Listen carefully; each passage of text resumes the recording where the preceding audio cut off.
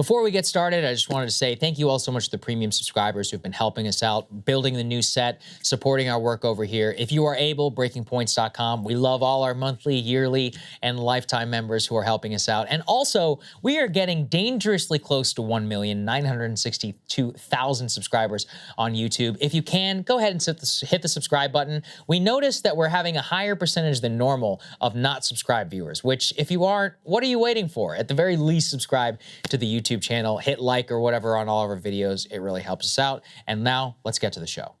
Good morning, everybody. Happy Tuesday. We have an amazing show for everybody today. Emily Jashinsky is in the house for Ryan Grimm and Crystal. It turns out none of the leftists who work with us want to work. It's a joke. Oh, he planned it. Also, you scared the hell out of me with your good morning. It was so absurdly loud. See, you don't understand. We got to turn it on whenever we're starting here this early. This is what I try to tell people. Whenever you do this gig, you got to bring the energy. And I know that that's what is for everybody at home. So since my conservative critics all think I'm a leftist anyway, I will be trying to bring the leftist perspective. I'm going to do my best. Emily, just maintain the hard right position, and we'll give everybody as balanced of a view as possible. I did tell everyone we're going to have the most ambitious crossovers of all time here on the Breaking Points channel. So we've never done it before, by the way. We have never done it. We've never done it before. I feel like we have. We've done a couple podcasts and stuff together. We're old friends, so I think it'll work out. So we got a bunch of topics that we're going to be discussing today. Obviously, the horrific shooting in Allen, Texas. We're going to break down everything that we know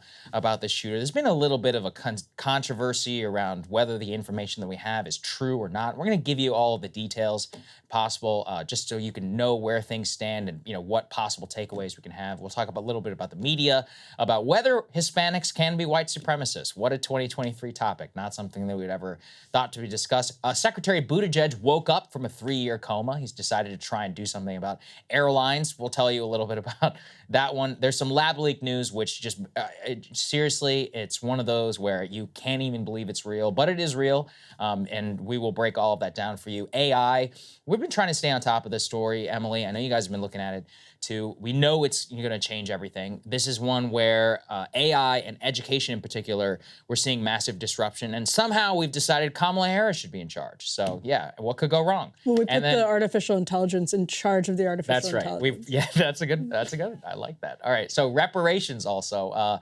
Since it's just the two of us, we're like, hey, why don't we pick one of the hottest topics in social science?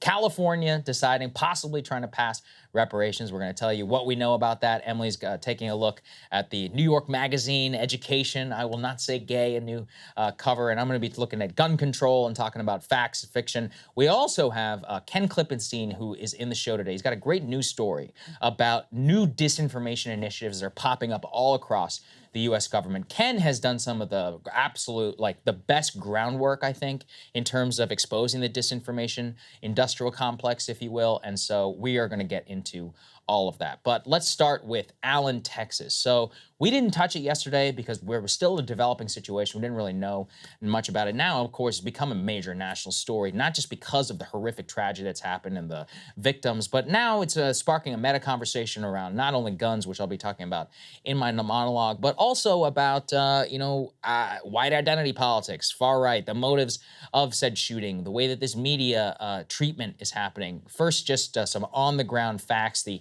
initial reaction from a breaking news reporter and NBC affiliate. Here's what he had to say.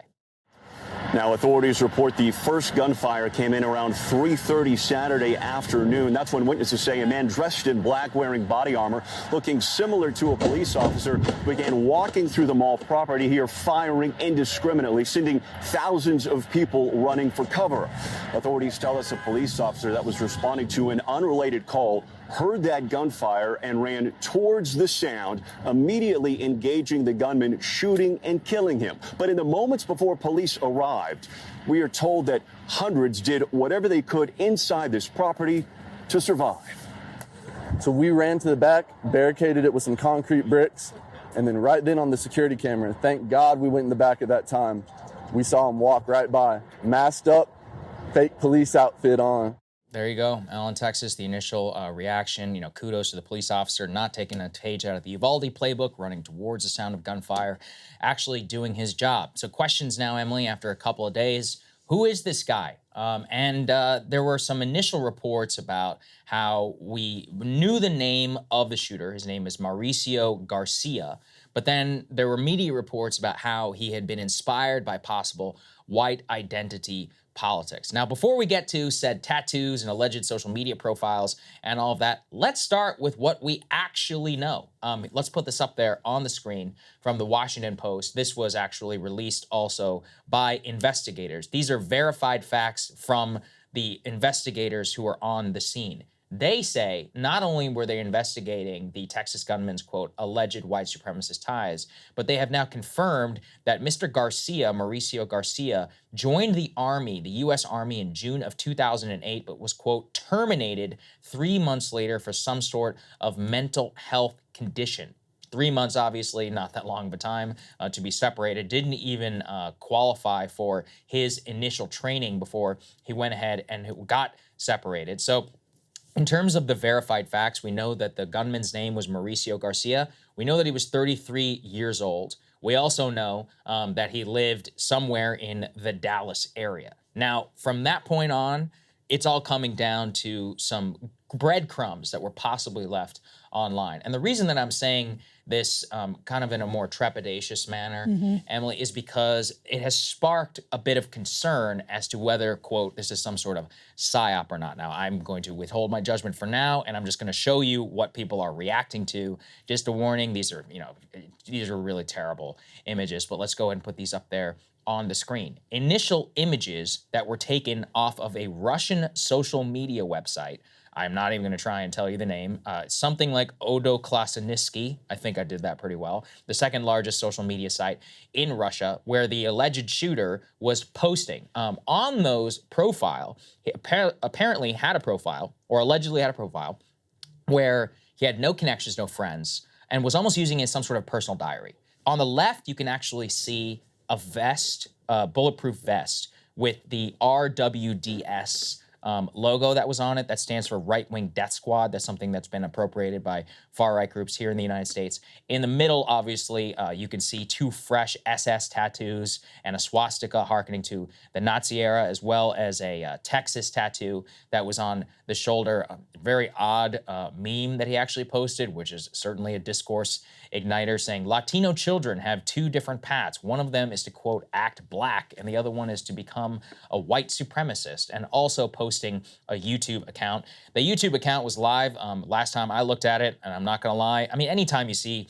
any of these people are straight up freaks, wearing masks and pulling it down and just acting in a really, really bizarre manner. So Emily, I wanna get your reaction to this, because the initial take that I've been able to see so far from the Tim Pools of the world and several other people who are out there is that this all seems a bit too convenient. Number one, these images were unearthed by Bellingcat, which is certainly an organization with, I think it's fair to say, like a more neoliberal bent on the money Ukraine. From the CIA. Yeah, so it's a group that has been connected to the State Department, the U.S. government, and we're not above some conspiracy minds here. On the other hand, whenever we look at this, we see tattoos, including a Dallas tattoo that's on the shooter's hand, compared to one taken from the scene that was released there. Those do appear to match. The name it seems to match.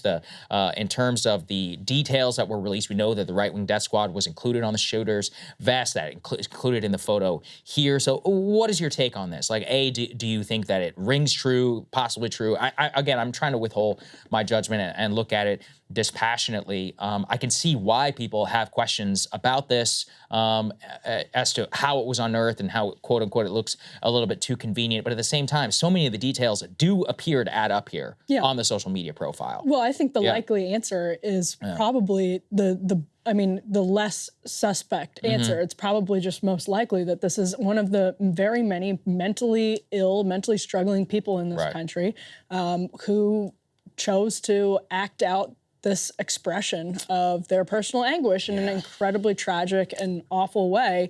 And that's really not that hard for me to believe. And I mean, of course it's not. It happens every week. And in terms of the identity question, well, I mean, this is, again, also not that hard to believe because people's minds are swimming in garbage. So, like, this idea that you can come up with a Hispanic formulation for white supremacy in the media, I think we have this as an element. It's the last element in this block. You can see side by side here, Washington Post, Wall Street Journal headlines showing. Let's go and put A8 there up on the screen, guys, please. Thanks, Saagar. Yeah, so you can see white supremacist views after 8 killed, and this is on both of these. I think that was on both of the front pages of the print editions yesterday too. Yes. And that is, again, it's misleading, it's out of context, because if you don't know that the shooter is Hispanic, you have a completely different takeaway. At the same time, you have a guy with SS tattoos. And a swastika. And a lot of strange tattoos, a lot of strange beliefs, but given the sort of worldview that we're all swimming in right now, I don't think it's particularly strange to imagine that a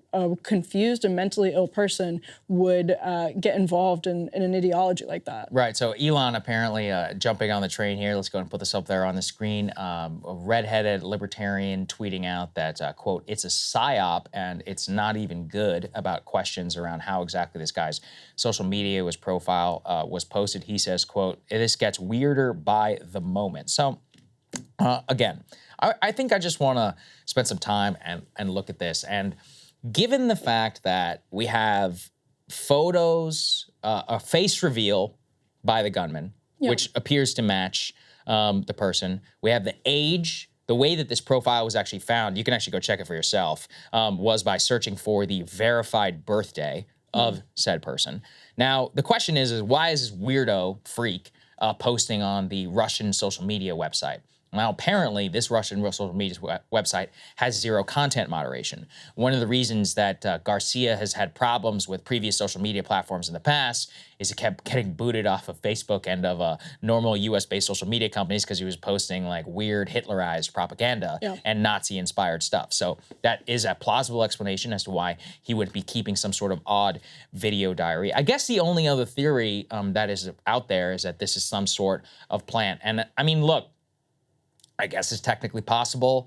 We should wait all of the facts that arise as to what we're going to see that the investigators release, whether they verify that these are social media profiles. I should say there are some company or news organizations which claim that they have verified that this social media profile does belong to this gunman. Now, once again, it is certainly possible. One of the breadcrumbs that we had met was that the investigators had seized the laptop and the computer and the cell phone of the gunman, and they were the ones actually who initially said it looks like he was into some crazy stuff, which is what prompted some of the investigation. So anyway, I think this is all just a long way for me of saying if you are out there and you are skeptical around this, I can tell you, like, I spent hours of my life digging in, seeing like where the social media profile came from, the verifiability, given the hand tattoos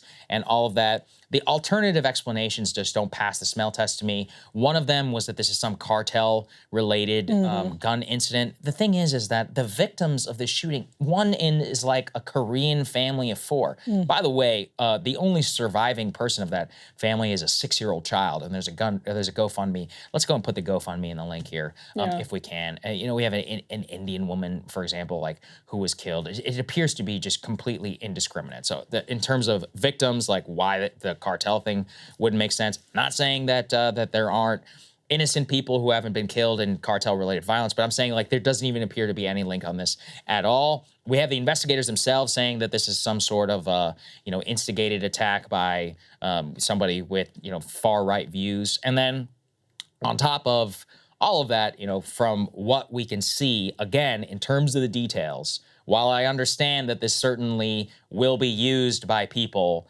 who, have a bone to pick on gun control, I'm doing my own monologue on this, or, who want to say that, white supremacy or whatever is the biggest problem that we face in the country, that doesn't necessarily negate some of the facts around the case. And I think that in general, instead, what we should try to do is have a productive conversation, not just to talk just about mental health, to honor some of the victims, including the small children, 3-year-old at one point who was killed in this, and then try and arrive at some sort of consensus as to like who and what we can do about this.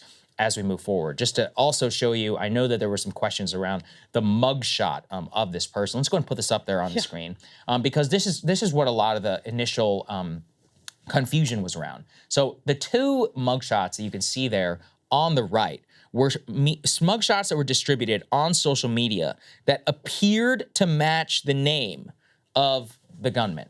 Now, those were never released by law enforcement. And so people were like, hey, the tattoos or whatever that were on this alleged gunman's social media profile don't match the mugshots that had been released, or not released, that were initially distributed online.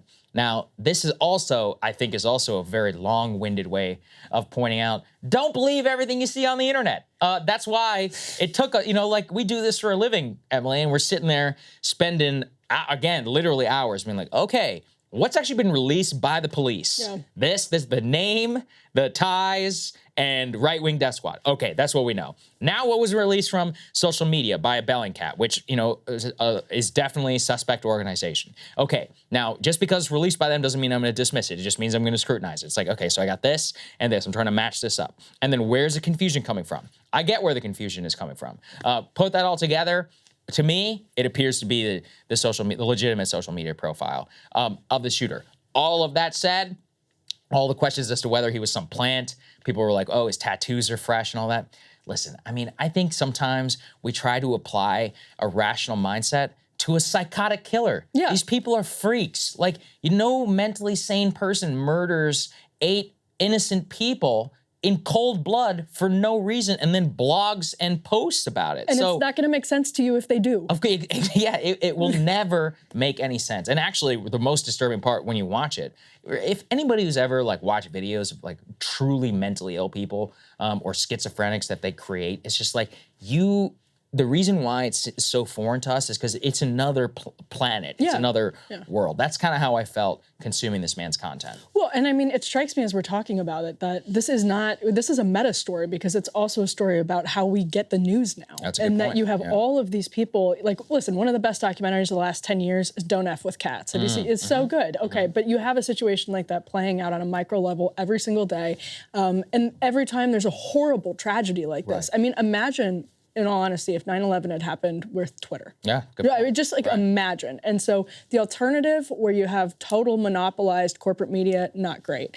But what we have right now is not great either. It's a mix between the two. And it makes it really hard for us to litigate the truth in these circumstances without also getting bogged down in divisive, painful, and untrue politics at certain times. Hey guys, ready or not, 2024 is fully upon us now, and Saagar and I have been brainstorming ways that we can really up our game for this critical election. Yeah, we rely on our premium subs to expand our coverage, to add staff, to upgrade the studio. We just want to give you the best independent coverage of this election, which is possible. So if you can help us out, become a premium subscriber today, breakingpoints.com, or the link is down here in the description video. It really means the world to us, and if you like what we're all about, this is the best possible way to keep us 100% independent, working only for you.